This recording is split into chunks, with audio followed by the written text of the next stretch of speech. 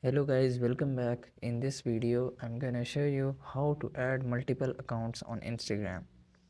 So it's pretty simple. Let's get started. First of all, you guys have to open up TikTok app. So after opening up your TikTok app, you guys have to tap on the below right corner of your profile icon.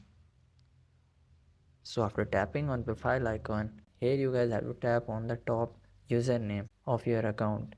So you guys have to tap on your username, and here you guys have to tap on add account. So after tapping on add account, here you guys have two options. One is create a new account or login with existing account. So if you want to create a new account, you guys have to simply create by tapping on use phone or email and create your account, or you guys can log in with your previous account by tapping on login and put your credentials. So after putting your credentials, you guys can easily add your new account. So how you can switch to new accounts?